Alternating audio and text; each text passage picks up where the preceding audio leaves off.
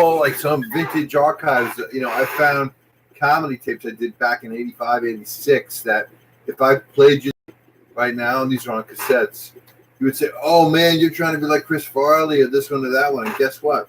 That was a good 3 to 4 years before everyone knew who Chris Farley was. I don't even think he was on Second City then. Maybe, but no one knew who the hell he was till a good, 3 years later than that? If not 5 years. So I was doing creative comedy. Music was my main forte, but also strong comedy, strong second. Back in the 70s as a kid, trying to write out skits in the late 70s, I think the first one that made me want to write down sort of like a skit type of thing was when, that Japanese thing John Belushi used to do when he cut the guy's head open, Samurai, whatever.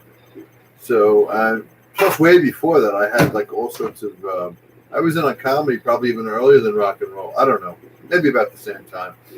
But I've won so many cool key projects. It was a great, I remember buying Terrapin Station when it came out in Manhattan. I didn't shop at Corvettes, but I happened to walk by there, and I don't know what it was. It was maybe after my birthday, and it was on sale for like $5.99 if I remember, or $4.99. And I bought it. I think it was the day of its release, or first day, I think, if I'm not mistaken. 1977, because I bought Still Your Face the year before. I remember distinctly in '76. Was turned on the Grateful Dead by a friend's older brother. It's like 75. I would say 75, 74. I'll say 75. All those bands, Just Hotel, Led Zeppelin, Jefferson Airplane, Starship, whatnot.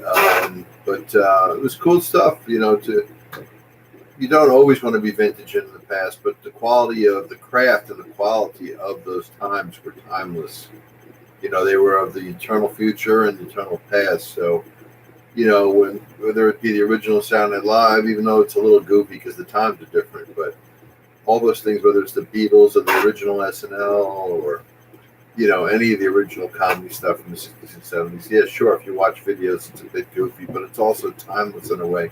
The humor is refreshing, and they passed a certain line, like on the graph, you know what I mean? Like that was never sort of crossed before, and now we're all sort of in that space, so to speak. You know what I mean? It was like black and white to color. It's a good analogy, and all those people brought the world into color.